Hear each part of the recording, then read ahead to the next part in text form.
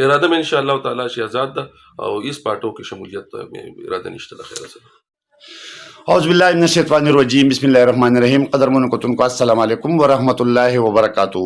قدرمنو کتونکو تاسو مخامخ ګورئ ماته امان خان د چکدرې ناست او دا د پاکستان پیپلز پارټۍ صوبایي کونسل غړی دی او وس چې کوم د روان الیکشن دی دا 2024 کې کېږي په 8 فروری باندې. نو ده هم د حلقه پی کې 15 کوز د دینزینه خپل کاغذونه داخل کړي دي. نو امان خان دا راته ووایه چې تاسو په کوم بنیاد کاغذونه داخل کړي دي او مخکې پروګرام هم څه دی او آیا چې تا کاغذونه داخلول نو دا د پارټۍ سره تعلق ساتي خو په اهم ذمہ دارۍ او په عهده باندې نو دا تا د پارټۍ د پالیسۍ نه بغاوت نه دی کړی؟ بسم الله الرحمن الرحیم. ما پی کې 15 د کاغذونه په حیثیت آزاد جمع کړي دي.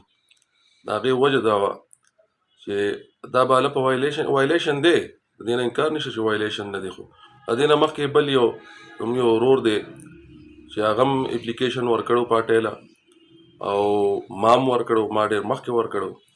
نو هغه د اپلیکیشن هغه اکسپټ کېدو نه مخکې لکه اوس دا کم درخواست چې ده دغه لپاره ورکړو، الیکشن دپاره ورکړو، آرو ته جمع کړو، د دې نه مخکې چې نه یې ناون شوی ټیکټ چې یاره چاله یې ورکړی چاله یې نه دی ورکړی، هغه سټیکرې جوړې شوي دي او په ګاډو یې ځان ته لګولي دي. نو زه پوه شوم چې یاره بس ټیک ده، پارټۍ کې هغه جمهوري طریقه چې کومه ده نو هغه نشته، بس نامینیشن دی، په نامینیشن او په دغه باندې ټیکټ ورکړی کېږي. نو ما ته اندازه وشوه، نو ما په دې وجه باندې ما یې راشه آزاد خپل کاغذونه جمع کړه، ځکه چې موږ هم په دې علاقه کې وخت تېر کړی دی، الحمدلله خدمت هم چېرته یو کس دوه کړي او انشاءالله امید مه دره به دی چې چا هم خدمت کړی نو بغیر څه لالچ هم کړی دی، بغیر څه مطلب نه هم کړی دی. نو انشاءالله تعالی چې خدمات زموږ په دې علاقه باندې شته او پته به ولګي چې مخکې ته څه کېږي. امان خان تاسو څنګه چې ما اوله کې ووایي چې یاره د پیپلز پارټۍ سره چې کوم دی نو تعلق دی، که فرض که د پارټۍ د مشرانو د سایډ نه په تاسو باندې دباو خو نه، خو لکه مطلب هغوی راشي او جرګه وکړي او څوک درته کښېني، نو آیا ستا په ذهن کې داسې شته چې خپل کاغذ به واپس راوالئ؟ یاره جي داسې ده چې بالکل مشران دي زما ټول چې زما سره کښېني نو زما تحفظات به اول هغوی واوري چې زما څه تحفظات دي او چې په هغې باندې هغوی ما ته پوره دغه شي نو چې د پارټۍ بیا څه خوښه وه زه به هغه کوم. اول به زما تحفظات شي، څنګه ما مخکې خبره وکړه چې یاره یو کس ته ټیکټ میلاو شوی نه دی، ځکه چې ما هم درخواست ورکړی، دغه ملګري م ورکړی، یو ملګري بل هم ورکړی، نو په کار دا چې دا راوغواړي تپوس وشي، انټرویو وکړي، څه وشي، نو زما دغه یو تحفظ مې دی چې څنګه یو سړی مخکې نه دغه کوي او سټیکر ورکوي، دا خو یو انسلټ د انسان کوي.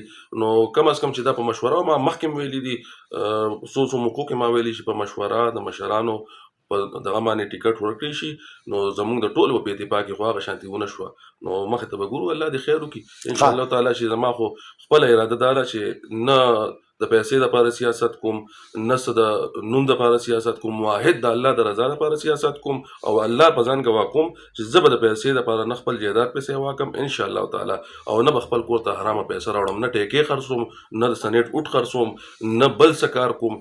الحمدلله زما نیت صفا دی او په دې کلمه مې ایمان دی چې لا اله الا الله محمد رسول الله، په دې مې قسم دی چې انشاءالله تعالی زه به خالص د الله د رضا دپاره او د مظلومانو سره به ولاړ یم. دا راته ووایه امان خان چې کاغذونه خو تاسو جمع کړي دي، تاسو دلته کې خپل خامخا یو حیثیت هم دی او تعلق هم دی په مختلفو علاقو کې د دینزي په سطح باندې په مختلفو کلیو کې، نو د نورو پارټو د سایډ نه داسې څه رابطې ستاسو سره کېږي چې یاره موږ سره شرکت وکړي یا شمولیت وکړي؟ یاره جي ډېرو خلکو ما سره رابطې کړي دي او لګیا دي کوي هم، خو زما هېڅ داسې اراده نشته چې زه په یو پارټۍ کې شمولیت وکړم او چې زه الیکشن کوم نو انشاءالله تعالی چې اراده مې دا ده چې زه آزاد الیکشن کوم، ځکه چې د پارټو نه خلک تنګ شوي دي. په پارټو کې ټول همدغه دا مونږ ته وګورئ چې زمونږ د پارټۍ دا جمهوري پارټي ده چې په دې کې دا کم چل دی، نو زه به د نورو پارټو نه څه تمه وکړم. نو اراده مې انشاءالله تعالی چې آزاد ده او هېڅ پارټو کې شمولیت اراده نشته د خیره سره. څه پیغام ورکول غواړئ د دینزي ولس ته؟ د دینزي ولس ته زه دا پیغام ورکول غواړم چې څومره خلک ولاړ دی د چا دپاره خپل یو بل سره جنگ جګړې مه کوئ، اړه بداوې مه کوئ. بالکل د ورورۍ په شکل کوم مخالف پارټۍ والا دی، کوم مخالف کانډیډیټ ملګری دی، نو د هغوی سره لکه د ورورۍ میلاوېږئ، ځکه چې زه اول ما کاغذونه جمع کول نو زما دپاره هم یو کانډیډیټ و، هغه زما دپاره هم زما هیلپ یې په کاغذونو کې وکړو، سم ما د هغه دپاره وکړو. نو دغه شانتې ورورولي پکار ده. الیکشن دی دا د څو ورځو دی، دا به کېږي. او یو خبره ده کوم چې اوټ هغې خلکو له ورکړئ، ځان نه یادوم چې مالی راکړئ، او دا نه یم چې زه د دې مستحق یم. کو زه ښکارم تاسو ته زه مستحق یم، نو پکار ده چې ما له اوټ راکړئ.